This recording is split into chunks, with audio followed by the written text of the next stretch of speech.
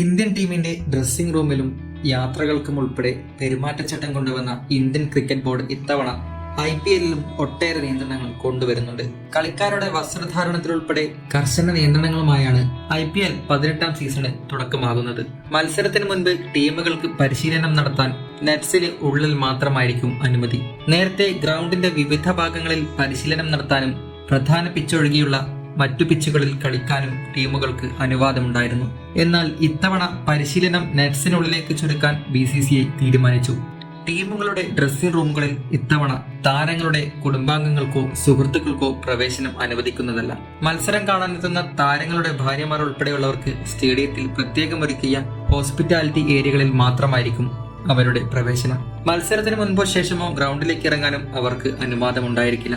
സ്റ്റേഡിയത്തിലേക്കും തിരികെ ഹോട്ടലിലേക്കും പോകുന്ന ടീം ബസ്സിൽ കളിക്കാരെ മാത്രമേ യാത്ര ചെയ്യാൻ അനുവദിക്കൂ. ടീം ബസ്സിലല്ലാതെ സ്വന്തം വാഹനത്തിൽ ഗ്രൗണ്ടിലേക്ക് വരാൻ കളിക്കാരെ അനുവദിക്കുന്നതല്ല. കളിക്കാരുടെ കുടുംബാംഗങ്ങൾക്ക് നേരത്തെ ടീം ബസ്സിൽ യാത്ര ചെയ്യാൻ അവസരമുണ്ടായിരുന്നു. ഇതിലും ഇപ്പോൾ BCCI നിയന്ത്രണങ്ങൾ കൊണ്ടുവന്നിട്ടുണ്ട്. ബൗണ്ടറി ലൈനിന് പുറത്ത് പരസ്യ ബോർഡുകളോട് ചേർന്ന് റിസർവ് താരങ്ങളും സപ്പോർട്ടിംഗ് സ്റ്റാഫും ഇരിക്കുന്നതിൽ കർശന നിയന്ത്രണമാണ് BCCI ഏർപ്പെടുത്തിയത്. ഇങ്ങനെ ഇരിക്കുന്നത് മൂലം ബോർഡുകൾ മറയുന്നതായി പരസ്യക്കാർ പരാതി ഉന്നയിച്ചതോടെയാണ് പുതിയ തീരുമാനം. മത്സരശേഷമുള്ള സമ്മാനദാന ചടങ്ങിൽ കളിക്കാർ സ്ലീവ്ലെസ് ടീഷർട്ടുകൾ അണിയുന്നതിന് ഇത്തവണ വിലക്കുണ്ട്. ഡ്രസ്സിംഗ് റൂമിന് അകത്തായിരിക്കുമ്പോൾ മാത്രമേ ഇനി സ്ലീവ്ലെസ് വസ്ത്രം ധരിക്കാൻ അനുവാദമുള്ളൂ.